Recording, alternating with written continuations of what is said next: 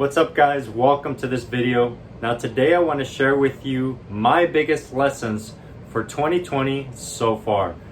Now I say so far because I know we still got quite a way towards the end of the year, but I know we can all agree that if there's one lesson that this year has taught us is to expect the unexpected. Now I know we've all been through our own personal struggles, whether that's been emotionally, financially, all kind of craziness going on, but I honestly believe there's a lot of perspective we can take away from these experiences. I did a video how we can use some of the extra time to kind of pause, reflect, and even begin to heal, whether that's emotionally. I know a lot of us are taking advantage of this extra time to improve our health, so there's a lot of things that we can be working on.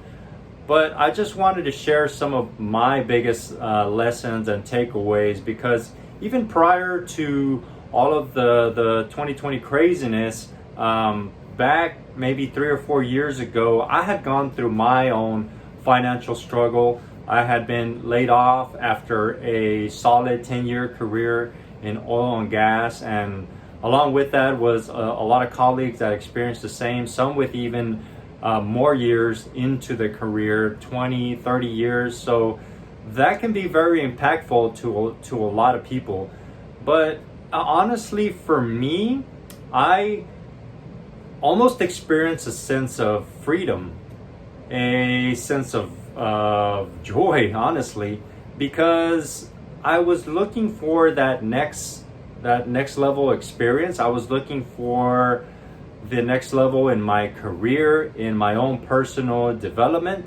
Now I know there's a lot of people that are accustomed to security, and there's a lot to be said about comfort, and I know it's nice. We all seek comfort and security, but as I mentioned in the beginning, if there's a lesson this year taught us, is that change is inevitable. So whether you agree with me or not, that's why I wanted to share this video, and hopefully you have some positive takeaways, which is the value that I'm trying to bring you.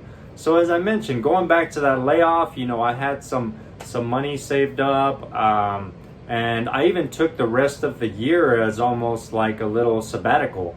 But once you have your bank account and money's going out and nothing's coming in, that's when you're like, oh crap, I better get to work. I better start hustling and grinding. But yeah, other than that, going through that experience really taught me that we place so much attachment on material, on status. I remember that one movie, I think it's Fight Club with Brad Pitt. I forgot who the character says it, but I know there was a quote where he said that it's when you lose everything that you're free to do anything. So I did lose a lot of my income. Like I mentioned, a lot of the income that I was comfortable with. My savings took a big hit because of my little sabbatical and other business ventures I was trying to embark on. So I lost some money as well.